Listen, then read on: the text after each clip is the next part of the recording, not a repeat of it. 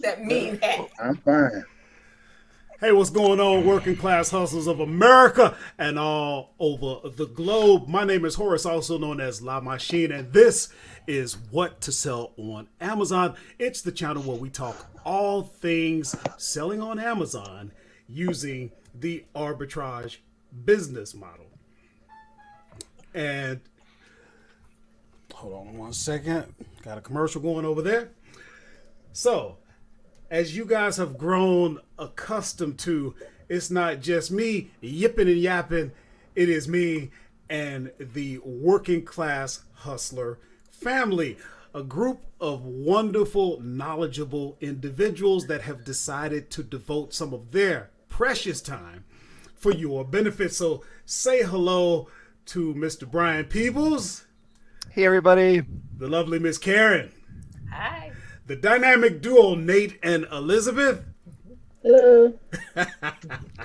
and last but not least, the lovely Miss Sarah Mack. Remember, hustlers, the theme was retail arbitrage at Ollie's, but we encourage you to come with all of your questions, comments, and concerns. We need that. That's what keeps us on our toes. We want to address them because we all learn and grow together. And I'll be taking notes because, as you may have noticed by now, we have the Working Class Hustler cheat sheet, and it just keeps growing until it becomes the Working Class Hustler Handbook. And you're going to be involved as long as you get involved. So make sure you leave comments. If there's anything you need, now's your time. That's why we're here. Give us a shout out and let us know where you are from. And yeah, we're going to get right on into it. We're going to keep this to a hard hour. We may leave earlier. If there's nobody out here that really needs anything, that's fine. We're here every week. So, real quick. So, if you got a chance to watch the video from this past Friday, of course, if you don't know, I upload videos each and every Friday without fail. And Ollie's is a great store if you have one for discounted items. And I mean, I talked in the video and we've talked before about how to go into Ollie's because this channel focuses on newbies. So you walk into an Ollie's, it's kind of like you might be overwhelmed. So what we try to do is give you an idea on where to get started. So I'm going to start out by saying, yeah, search everything, but that's kind of big. I mean, people love to say scan everything. Well, if you're going to say that, you got to finish the sentence. Scan everything and plan on being there for 6 hours. Well, a lot of times you don't have that kind of time. So if you're new, especially new to selling on Amazon, a great place to start is books. And don't forget, guys, hustlers, let me know if I'm still on point here. There was a time in books where you could scan, and of course you're scanning to see if you can make a profit. What about scanning to see if Amazon will pay you to send that book in? Is anybody familiar with that program that Amazon had? Yes. That could be viable. Now, back when I knew about it, they would only pay you in the form of a gift card. Has that changed? Don't know the answer to that. Sorry. Don't know. But it's definitely something to look into because if Amazon is saying, hey, in this condition, we will pay you this amount, then you don't go through the, let me take a chance, let me take a risk, let me try to, put the odds in my favor that I'm going to sell it. You already know that it's going to be bought and at the price. So you'll know if you can actually make a profit. So start in books. Personally, I'm kind of getting away from toys, so I'm not going to really push toys on a newbie because you can run into there's been some recent issues with that. We've already talked about it. But yeah, definitely starting with books. Does anybody want to add to that? Like where a newbie could start out in the store Ollie's? We don't have Ollie's over here. You don't? Oh, because you're out in Vegas. Mm-hmm. You do have an Ollie's, don't you, Mr. Peebles? I do. I haven't been to one yet. But if I were somebody new that was starting out, I would definitely start in books. I would start in home and kitchen. I Groceries going to be gated. Toys are might be gated. So home and kitchen. I'm not sure if Ollie's has clothes or not. But the easiest thing to do is when you go to your Amazon seller account and you open up settings, in there is going to be a section where you're going to find out what generic categories you're able to sell in just starting off. And when you look in there at those categories, just match that up to whatever store that you're going to, whether it's Ollie's, Target, Walmart, or whatever store. And just focus on those categories. And when you go in for home and kitchen, and you go to Ollie's and you're in the home and kitchen section, as you go through things, you'll notice certain patterns that you'll be able to pick up on. Maybe there's like a certain brand that you'll try to check on, and Amazon's a seller on that particular brand, no matter what the item is. So so as you go through, you'll pick up on things. Let's go back over that, Mr. Peoples. You said for that newbie, first of all, just to know what category he's able to sell in. Because when we talk about gating, we talk about categories as well as brands. You were saying he could go right into his Seller Central account. And what would he navigate to if you know? Yeah, so I'm actually like looking it up right now as we speak. So settings. All right, we'll come back to that. While you're looking for that, Karen, did you have anything to add as far as where a newbie might start out in Ollie's?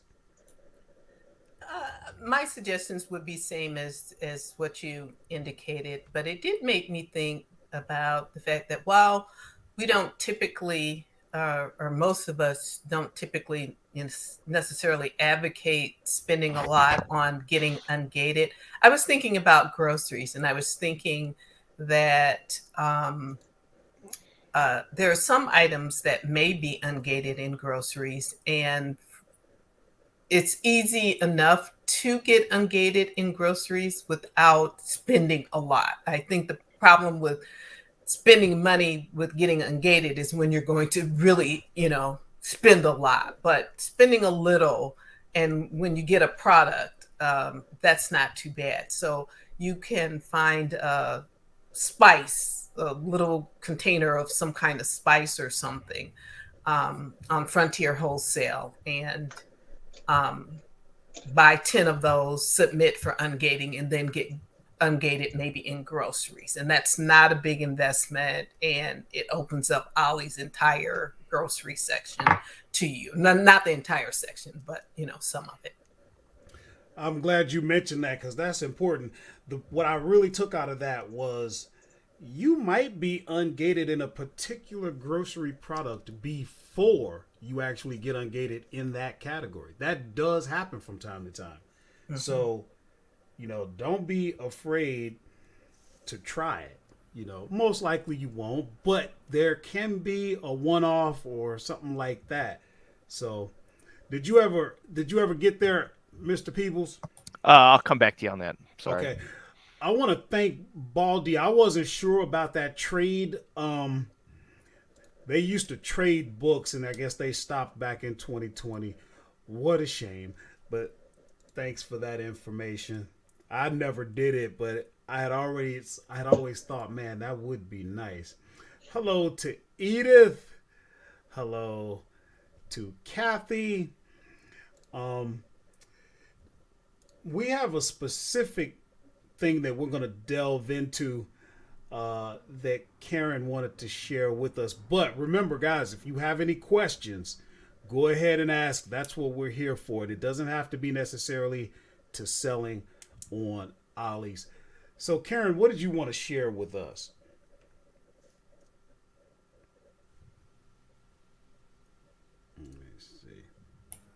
Had to unmute, sorry. So something that's inevitable for all sellers, whether you're a newbie or not, is that eventually a customer is going to return your item. So that's going to happen. And there's settings in Seller Central. If a customer returns your item and you want them to destroy it, you can note that. If you want them to liquidate it, you can note that. Or if you want it to return to you, you can note that. And so my settings are always for my items to return to me, because sometimes I can, I look at the product and I say, okay, this is perfectly fine. I can relabel and send it back. It's just fine. Well, recently, I've figured something out about that. I've sent some items that were eventually returned to Amazon, and they were in boxes like this product. So I got this product back and I looked at it and it's like, oh, this is perfectly good. It's still sealed. Everything is fine. I could send it back. However, this tells me, because I can see up underneath, that what Amazon did when I sent this to them is they just slapped a label on it and sent it to a customer, which is not what I ever intended to begin with. I would never ship in just this box. I assumed that they at least put it in I assume they put it in a box. So what I want to say is a couple of things. Number one, if you really believe that something is fragile, now this isn't so fragile, but if it is fragile, and it's not just in a poly bag, then you might want to put it in a box inside the box. But at the very least, there's a tip, and the tip is these stickers. I gotta pull the stickers off. These stickers say, "This is a set, do not separate." So what I have found is that if you put one of these stickers on your product along with a barcode label, just one, then somehow that's code that Amazon understands to mean put this in a box. Because the fact that they have put this label, on here, it makes it hard for me to sell this as new now. This doesn't really look new because clearly it's been sent to somebody else and labeled over. I have other products where I received them back, crock pots. Somebody was talking about high returns on things like crock pots.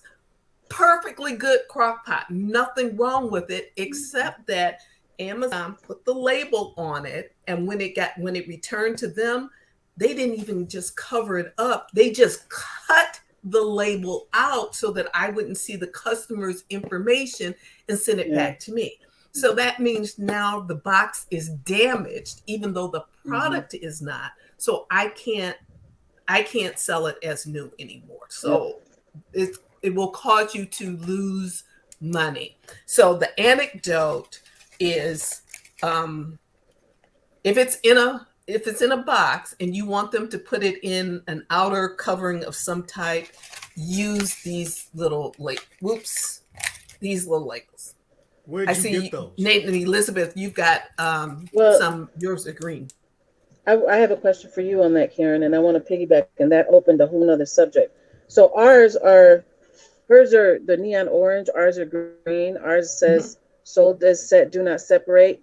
Yes. So here's my question with that. We actually have had, in the last 2 weeks, we have something that we sell in a package too. And I put it in a clear poly bag. I put our little labels on top of the barcodes. I put our labels on the outside of the bag, on the front and the back. And this big old bright neon label, I wear glasses, but I can see it without my glasses. I put the 2 on the front, 2 on the back. Five minimum. Yeah, minimum, there's 4 or 5 of these green labels on anything that's a package, a bundle, whatever. And in the past 2 weeks, I've had four bundles that they only received 1 item. So somebody unbundled it because you sent it in already in bundled or multi-packed. In a clear poly bag, yes. Why would they do that? With these on the outside. This is as how well as your ASIN or whatever on the outside. Yes. Why would they open that up? Now, what's super interesting to me about that is that I've never used these do not separate. This is a set. I've never used these on a multi-pack. I do multi-packs all the time. I close them up in a poly bag and they go on their way, and I've never had a problem with that. I only use these for packages that I want to make sure that they put in another, that they put in a box. Oh, you can hear me. So that's interesting that you had that happen, and pretty terrible. And now we have one of them that said item not as described because they got one. So I had to open a case and request a bin pic. So what they're supposed to take a picture of your bin so you can see what's in there, and they're not finding anything right now, of course. But then when I get it back, I get something back in this stupid white and green bag. It's Amazon bag. Yeah. And the item, this wasn't a bundle, but this is how it comes back in an Amazon bag. And this particular thing was new, and now it's not. And I don't know what I'm gonna do with that thing. So now we're just having troubles with bundles. They're separating them, and I'm not understanding why. Can I say something? I think what the issue is right now what's happening. A lot of the, I guess, distribution centers or whatever, Amazon, they're getting bombed right now. And they're getting bombed for Halloween and Q4. And now I know the two that we use, we're sending things, over here in the West Coast, and they're splitting stuff. Our West Coast, we used to be able to get it. We send it in, it's there tomorrow. And this is on a Sunday because we live not too far from the from our DC, yeah. From our DC, I could walk to almost. Yeah. Now it's being shipped to Florida, Virginia, and it's not making sense. There's no reason for them to separate it. There's no way they can't see those. That's actually creating more work for them. Yeah. To do that. So we can't hear you, Sarah. You're on mute. Oh, they're short-staffed. They're hiring like crazy in my area, and I think part of it is the new workers don't know. No, but they just throw them on the floor, and they haven't been taught. Don't separate that. I believe that's what it is because, like I said, we use 5 minimum do not separates, and some of those do not separate. I know they have to cut through the do not separate to separate. To open it, yes, yeah. Because I'm putting them on seams, everything. And we upgraded to our poly bags are the thicker. We get the 3 mils now. We used to get the 2.3. We get the 3 mils. So it's super sturdy. And then I have the sticky part. It's not reusable. So once it sticks, you have to cut it to open it. So they have to work at opening these packages. It's infuriating right now. It's been 4 of them in 2 weeks. I don't know what to do. It's multiple DCs too. Mm-hmm. Looks like Baldy had a comment, but first I want to say hello to my lovely daughter. One of my children has decided to join us today. How cool. Thank you for showing up, baby. Baldy says you're on the money, and he says, put the bundles in a box and put do not separate label. Yeah, we could try that. You feel like you shouldn't have to do that Exactly. if you use the do not separate. But if they're cutting through your poly bags, that's insane. Right. Yeah. They'll probably cut through the box too. So we might just have to start taping them up, making it look crazy. Tape it up, tape it up, tape it up, so you can't separate it. But then imagine being the customer and receiving that. Like, what in the world were you trying to do? Has anyone else experienced that, I wonder? And has it been from a specific fulfillment center that's doing that, or? I find all my returns from Kentucky are terrible. Like when they are returning your items, that location just throws it in the box and it comes back trash. And it's just even stuff you're pulling yourself, so it hasn't gone to a customer. So there's no reason for it to be damaged. Yeah, I'm having problems with Maryland. Maryland's doing it. I think it's the Tampa. It's either Tampa or just Jacksonville, TA something. Yeah. I'm writing down a list right now. So Yeah, we I'll need let that you know. list of bad I'll put that DCs. list down. Definitely the one in Chicago. Oh yeah, you guys know I do a lot in snack foods, particularly potato chips, and we could go and look at my feedback and the things that Amazon does. Why would you take a bag of chips, put it in a poly bag, and mail it? Put it in the air. Put it in the air so that it can get smashed because of the pressure. Pressure. The customer has basically, crumbs. Dust. Yeah. And then Amazon says, "Oh well, we'll strike through that. We take responsibility," and they do it over and over again, and nobody says, "You know what, guys? Maybe we should stop putting chips in poly bags.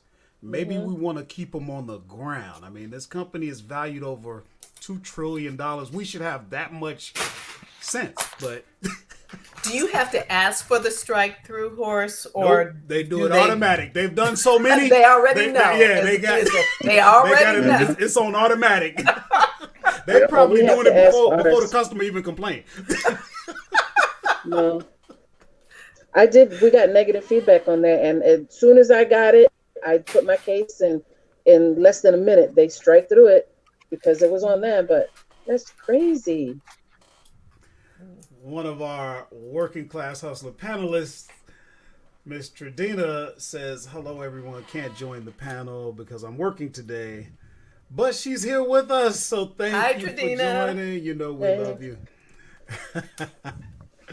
Okay, Horace, I finally have an answer for you. Talk to me. All right, sorry. It took a while because it seems like, Amazon tries to, once you think that something is one spot in Seller Central, Amazon tries to change things up just to whatever. So this is going to be two parts. So to learn what the categories are, if you go to Amazon.com, just your straight buying account, in the search bar for Amazon, you're going to see all with a down arrow. And if you click on that down arrow, it's going to show you every category and every subcategory that is available to sell on Amazon. And I think there's maybe like 28 of them. So you could start there with the categories. And so let's say baby. Maybe you go to baby and you try to add a product in Seller Central through baby, and it will have you apply to sell in that category, and so you can get auto ungated. So the second part to this is when you're in Amazon Seller Central, I'm looking at there used to be an older version of how you view Amazon Seller Central, and I'm on the newer version. So when you log into Seller Central, on the left-hand side, you're going to see kind of like a hamburger thing, the three straight lines. You click on that and then hover over catalog, and a menu will come up, and you view selling applications. Oh, yeah, that's right. So when you get to the selling applications, there's going to be, it's kind of like divided up into two parts, and I don't know why Amazon lists some things as subcategories and categories, but automatically the all applications is going to be selected, and you're going to see a selection in there that says category. And if you click on that, you're going to see the main categories that you've applied for, that you've been approved for, maybe some that are waiting documentation. So for me, it's kind of like strange because it's showing since 2017, it's showing shoes, handbags, and sunglasses, luggage and travel accessories, and then the DVD category, which I got approved for, but none of the other categories are showing. However, if you click on subcategory in your selling applications, there is where you could see all the applications that were approved. So there's where you can see the personal safety and household, grocery and gourmet. I don't know why they're listed as sub applications or subcategories. So that's where you can find those different categories. And looking back when I first started, So toy building block was a category that I got ungated in automatically. Computer components, baby active gear. Now this could have changed, because back then I was accepted for topicals, dietary supplements, power tools. Mm-hmm. So if you're a new seller and you want to know what categories you could sell in right off, just start there and go down through the list, and you'll be able to find all kinds of different categories that you could sell in. And if you come across a category that you can't sell in, don't worry about it. Don't go out and spend, all this money to get ungated in grocery when, I've, yeah. So, there's one product that, I make $15 on every one that I sell, and I sell about 30 a month. Mm-hmm. And, it's in a category that, everybody should be ungated in. So, yeah, there you go. Yeah, I've said it before and I'll say it again. I do not push for newbies to spend a lot of time, effort, energy, and money on getting ungated, because you haven't even decided whether or not this is really something for you or whether you're a good match for it.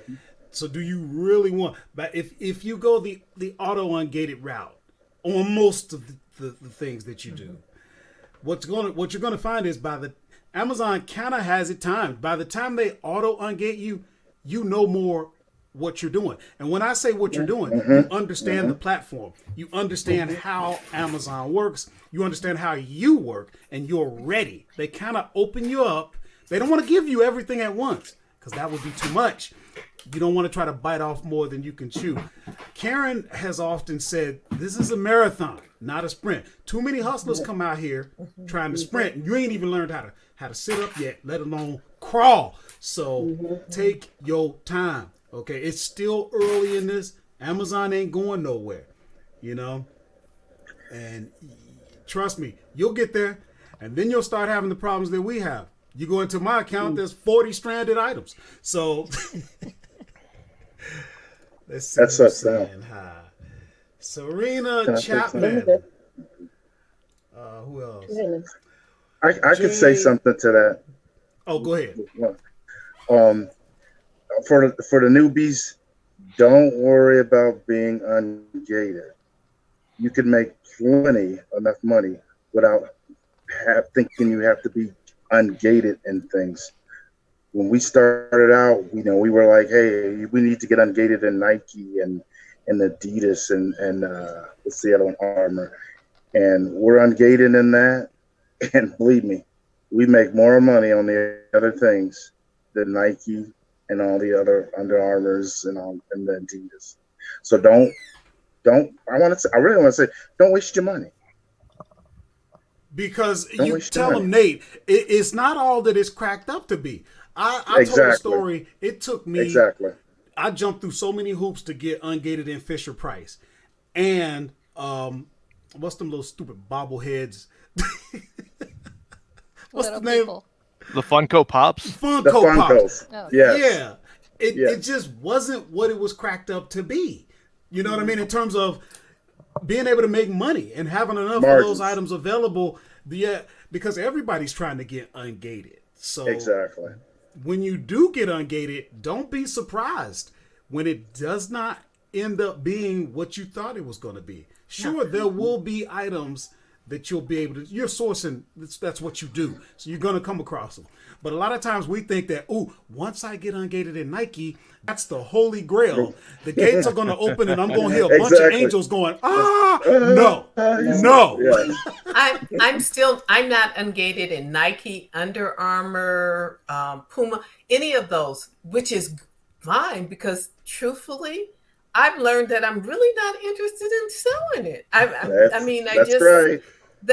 don't want to go shopping looking at gym shoes. I don't enjoy looking at sweatshirts. She's from the Midwest. She called them gym shoes. Oh, right.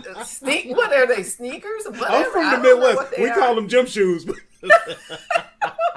But my point is, I may never become ungated and I understand that you don't have to love every product you sell. But if I'm going to spend my time sourcing things, I personally, my business model involves me sourcing items that resonate with me for whatever reason. And there's a wide variety of True. things. Some of the things are That's things I right. would never use, but for whatever reason, they just resonate with me. I just like them. Some things I'm just not feeling gym shoes or sneakers or sweatshirts. Perfect example. Think about the woman that wears a lot of makeup. It would be great for her to be getting products in that category because that's what she likes. That's just an example. The sports I would like guy. to say I cannot source in makeup because I will keep it all for myself. You wouldn't want to let it go.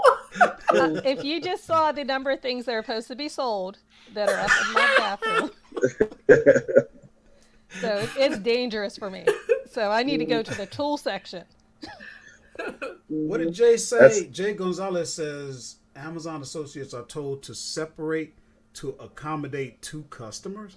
We would need to unpack that because we're talking about something that is being sold to the customer as a multi-pack or a bundle. So there'd be no reason for an associate to separate.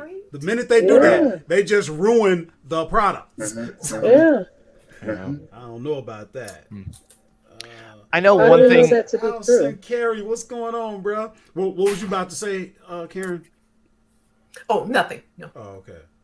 I know one thing that that everybody should understand, whether you're new, experienced, somewhere in between, is do not ever, ever, ever compare yourself to another seller.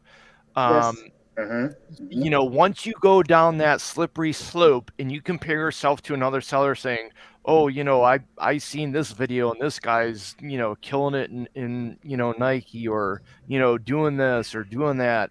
You know, everybody is so different and unique, and you don't know, you know, maybe some of the standards that, maybe I need to make so much money, you know, for myself, or maybe, you know, Nate and Elizabeth is different, you know, Karen's different, La Machine's different.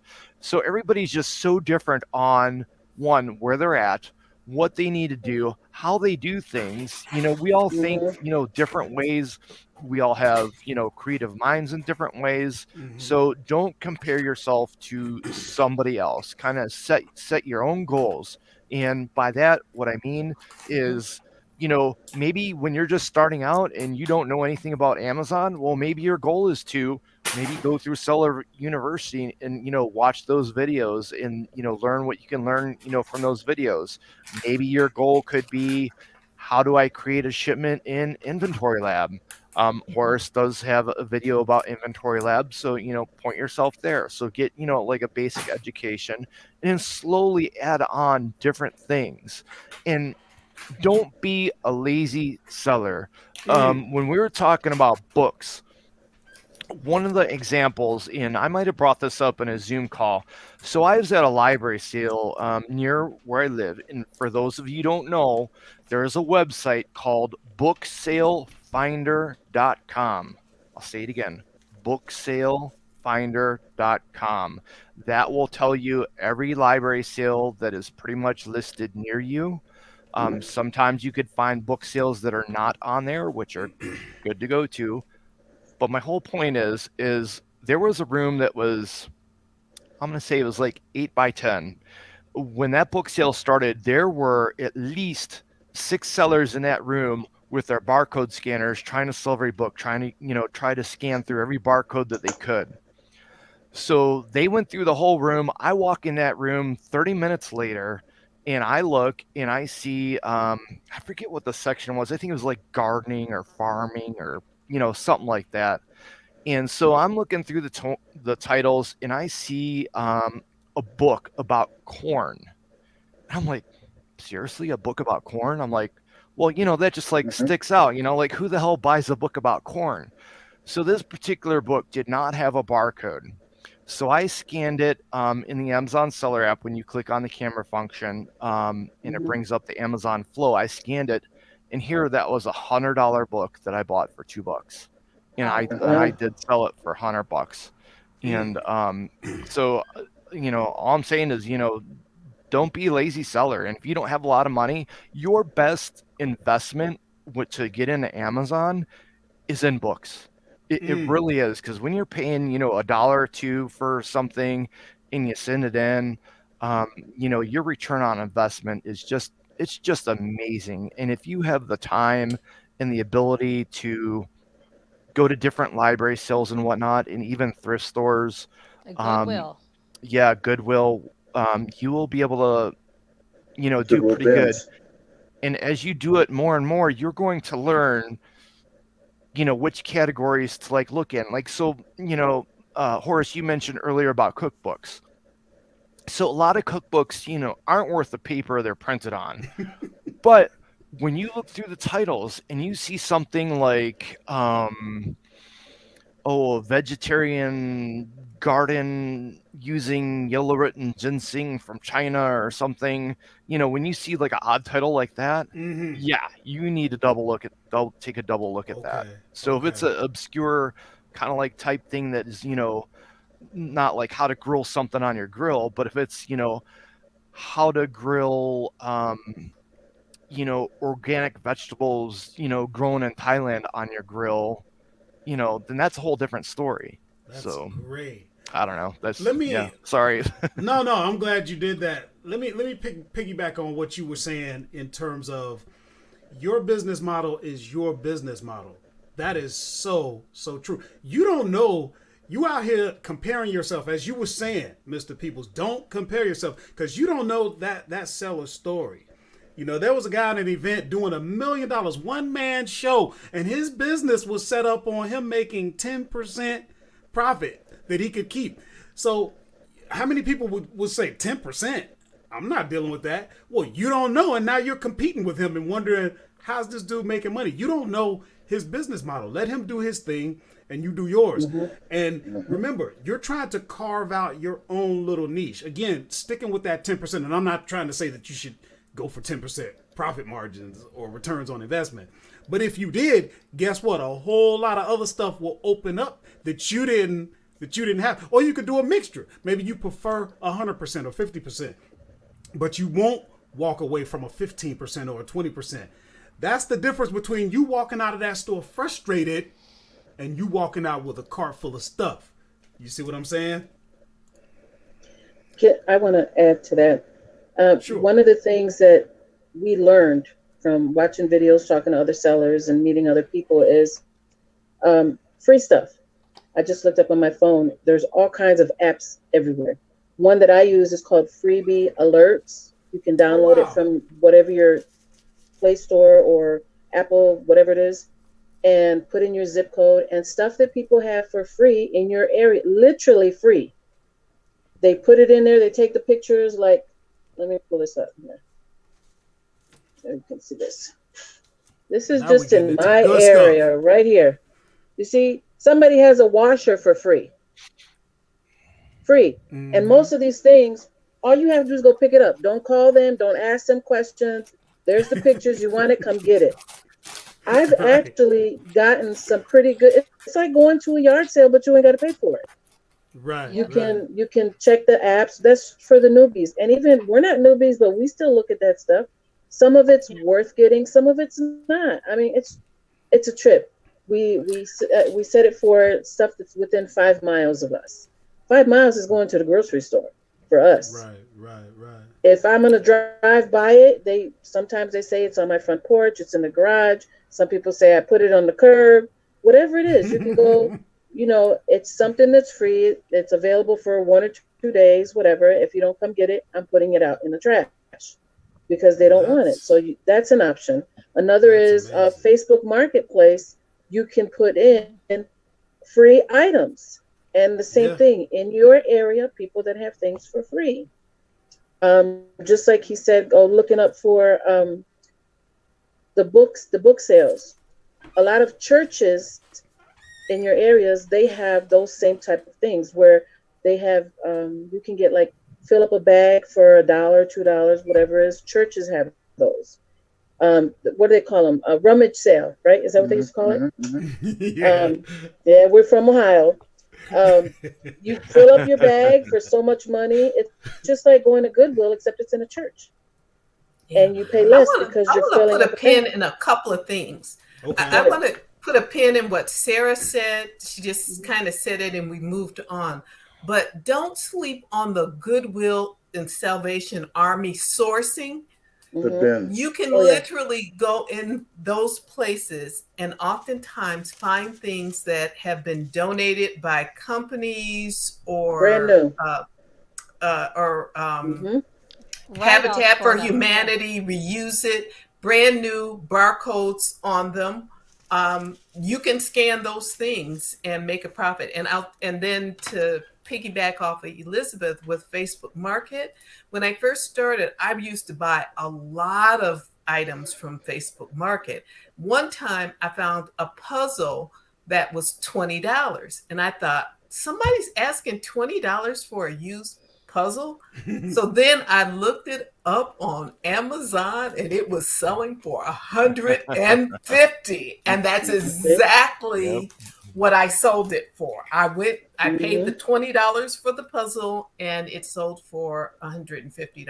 So you really can find some good flips. You can find some good flips. Everything doesn't always have to be new. I have recently, in the last week, sold 3 glasses out of my china cabinet. They're Princess House or something, back in the olden days we used to entertain, but I'm not entertaining anybody now. So I do not need those Princess House glasses. They sell for $28 a piece and they're less than £1 to ship. I wrap them up, send them. They were already listed. It works. We have the Goodwill bins out here, as well as the regular Goodwill retail. And so when we started, that's where we went, to the bins. And some people call me the shoe queen because I could take a pair of shoes that really look, and I figured out some tricks to make them look like I bought them yesterday, I wore them once, and I don't want them anymore. What's not used in the conventions, they donate to the Goodwill bill, so you get new product. You can get some at the bins very decent, what do you call it? Used in excellent condition. Oh yeah. Some new stuff. Yeah, you can get good things at Goodwill at the outlet, at the retail store. Yeah, we're gonna get to some questions because we're actually coming up on time. We got roughly 15 minutes and we're gonna shut it down. But yeah, now I forgot what I was gonna say. Oh yeah. All of the stuff that we're talking about, I'm actually taking notes. Make sure you take advantage of all the resources down in the description. One of them is what we call the Working Class Hustler cheat sheet. And it keeps growing because as we're getting this information from you guys and as well as the panel, we're putting that out there, and that cheat sheet is growing, and eventually it's going to become a handbook that you will be able to download in PDF form. So let's take some of these so we make sure we don't miss anybody. I think Real Pearl is saying, not meaning to take the panel back, but when is the best or what is the best way to ship items that are already in their original boxes? Example, toys to Amazon. Now I would say there's nothing you can really do with that. If it's in an original box, you just put the label on it and hope that Amazon's not just going to kick it out the gate by slapping the shipping label on it. What we do, even if it's in a box, I put it in a poly bag. Even if it's in a box, I put it like, what was it? We sold the toaster. 22 by 17. Yep. And one of them crock pots. Refrigerator. A small refrigerator. I buy those super duper size poly bags. Stick that sucker in there, tape the bag around a little bit, and I put my stickers on the outside all over the bag. So they have no choice but to stick it in something else. Whether they're going to stick it in a huge poly bag or a colored one, or they're going to put it in another box. Unless they cut the bag off like they're cutting bags off on everything else. Yeah, you're right. Let's see what else we got. Lolo says, the only brand I have found worth getting ungated in these days is Melissa and Doug No compliance documents request at all so far. What can you? Does anybody have anything to add? I haven't been willing to get ungated in them, but they got a lot of toys. They're good, and you can find a lot of the ones that Amazon doesn't sell anymore at Ollie's, at Tuesday Morning, Walgreens. They're pretty good. Okay. That's good. I just was like, I got enough stuff to worry about. Like like Nate says, you ain't got enough money to take care of what you can sell, let alone worried about trying to get ungated. Yeah, That's right. That's good, though. For those of you who are paying attention, Melissa and Doug is a brand that is worth the effort. Let's see what else we got. Should we put them in boxes ready to be shipped to customers to avoid what happens to Karen? Yeah, we kind of covered that. remove the markers. I've had that issues for like when buying shoes and stuff at Goodwill. I can use anywhere from glue gun to nail polish remover, also alcohol. The 90% alcohol, not the 70. The 90% works well. I think that's all we use right there. I believe so. Wait, was that a question? That was a question on removing labels? Yes. No, removing permanent markers from FOABP132. Yeah, removing permanent markers. Because on Friday, I did a video on Ollie's, and a couple of people was saying, use a heating gun to remove those labels, and they come off like butter. I never knew that. Oh, yeah. How are you getting them off? Just peeling them off, or using. Oh my God! You mess up the box. You got to do it real slow, you know. I'm smooth like that. You understand what I'm saying? That's another course. Not even you can even use a hair dryer, like a blow dryer. Yeah, that's what I'm talking. Okay, a Scotty pillow as well. You gotta be real careful. Real careful with that Scotty pillow. Baldy was sharing his method, kind of like piggybacking on what I said. So he goes for an 80% return when it comes to books and 20% on the not so sexy products. I like that. That's a strategy. Okay, there's the permanent marker we took. Tradina chimed in on Facebook Marketplace. That website. Go down in the description, Baldy, and make sure you get that cheat sheet. It'll be on there. Do you need to produce a receipt for the product if asked when selling on Amazon? We would have to unpack that because they're asking for receipts sometimes because of a fraud issue, sometimes if you're trying to get ungated. We need to know what the reason was. Right. Linda says she polybags everything as well. That's good. Oh Lord, Mikey's in the building. Mikey. Hey, Mikey. Hey, Mike. Allison says he got himself a heat gun recently and it changed his life. It's amazing. You might have to get a heat gun. Something so simple could have such an impact. Tradina says, remember to use low heat settings. So you don't torch your products. Something tells me she has experience with that. Maybe a hairdryer will do the trick. That's what Karen was saying. Okay, hustlers. Try hairdryer. We got about 10 minutes, so if you got any questions, now is the time. If not, though, don't worry, not to fret. You can leave your questions right in the comment on this video or any of our other videos for that purpose. I always like to bring about the point that when you look across the working class hustler panel, look at us. We come from different backgrounds. Some of us work regular jobs and we do this. You can try and say do it on the side, but trust me, ain't no on the side with Amazon really. it requires just way too much. You have two jobs. Then you have some of us that do this full time and that's all they do. Remember, when you're asking your questions, oftentimes we're going to direct it to the person best suited to answer. And because we come from different walks of life and different experiences and different ways that we do this business, that is to your advantage. So take advantage of that. What did Tradina say? This girl, she got all kinds of stuff. Ronsonol? What is that? I have no idea. I Where use can you get that? Gone. If Elizabeth don't know, then this is some new stuff. I'm gonna look it up. She gonna look it up. I'm gonna look that up. So I know sometimes with stickers on things, it depends on the sticker. Sometimes like I'll take a little bit of Goo Gone and I'll put it like on my fingertip, and I'll just rub it on the sticker portion only, and I'll let it sit there for a little bit. That's what I do. Yeah.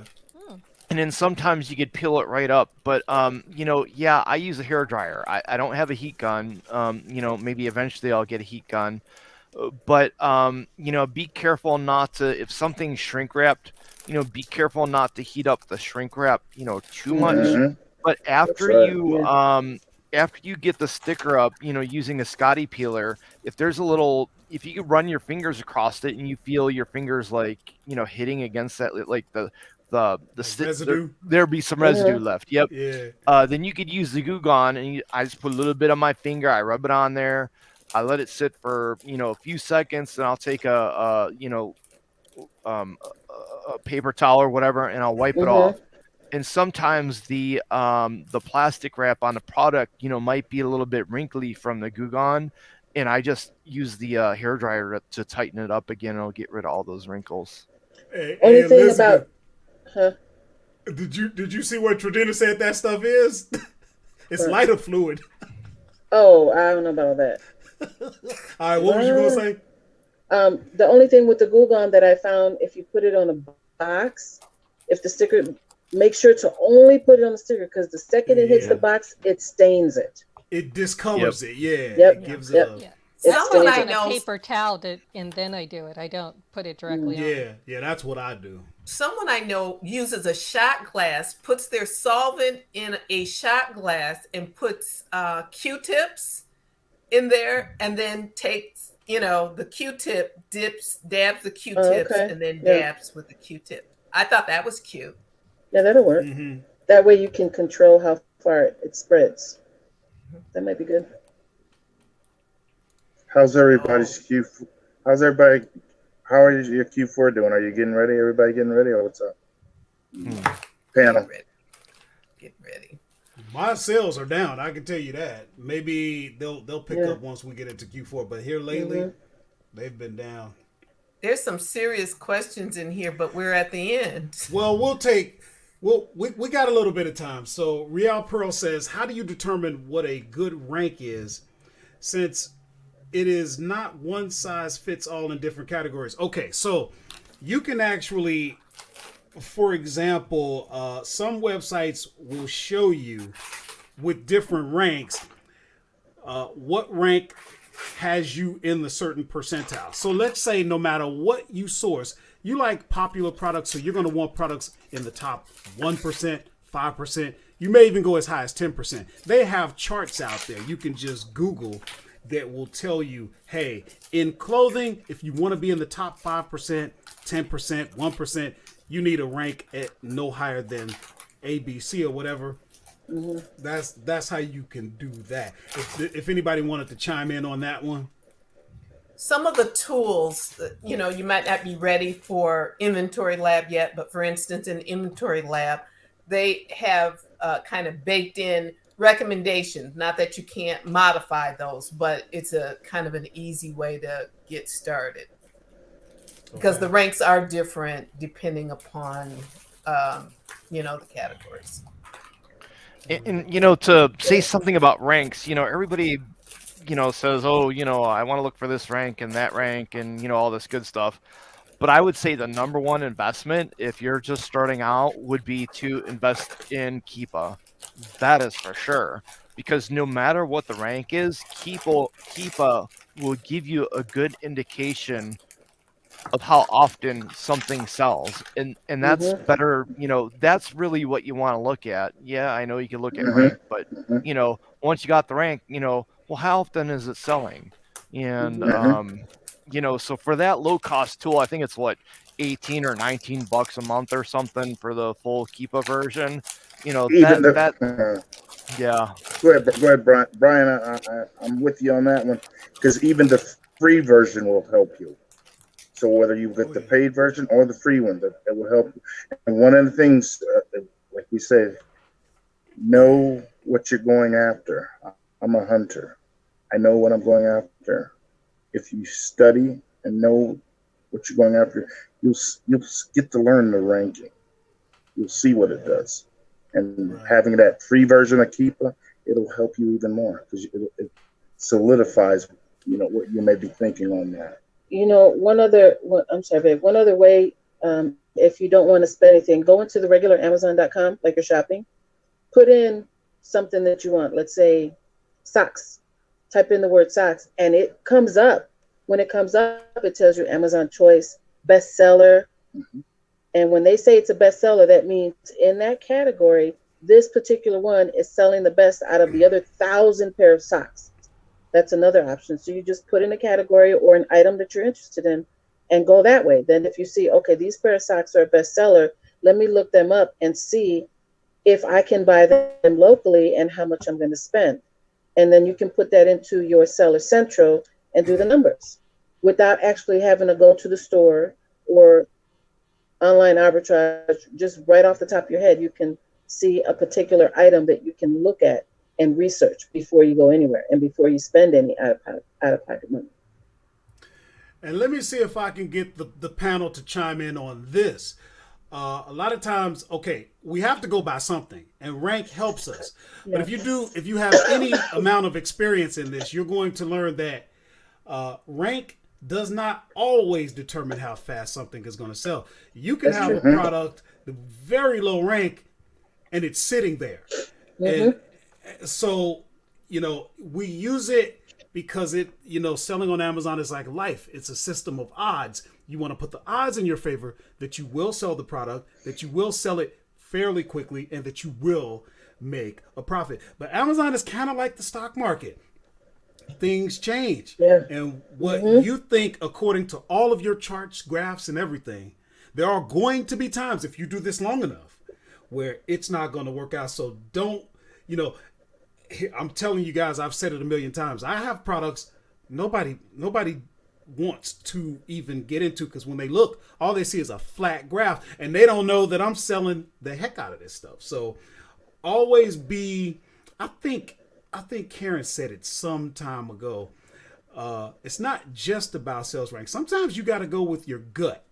So I just wanted to say something on that. Did you see what Mikey said? Target is on fire right now with their clearance. Thanks for that tip, Mikey. I'll be standing there. 150 videos. Wow. Can I piggyback off of something you said too, Horace? Sure. And Brian, you were alluding to it earlier. Look for weird things. Mm-hmm. Weird whatever. Weird books. Weird food. Weird clothes. Weird things are example of items that might not have the greatest BSR, but somebody really wants those. I mean, and ugly. Weird and ugly. I mean, yes, it could be discontinued items. That's another thing to look for. Items that have been discontinued. I don't know exactly how you figure out what has and what hasn't, but there really is always a market for items that have been discontinued. The return on discontinued items, it's like crazy. If I could find Neutrogena lime, body scrub, look, I'm paying $50 for it.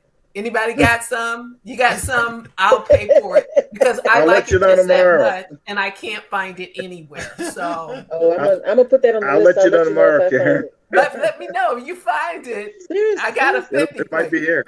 That's my jam. I like it. I think even Nate had said before, quit following the crowd, because when it comes to selling on Amazon, it's a monkey see, monkey do type thing going on, and everybody's running and doing the same thing.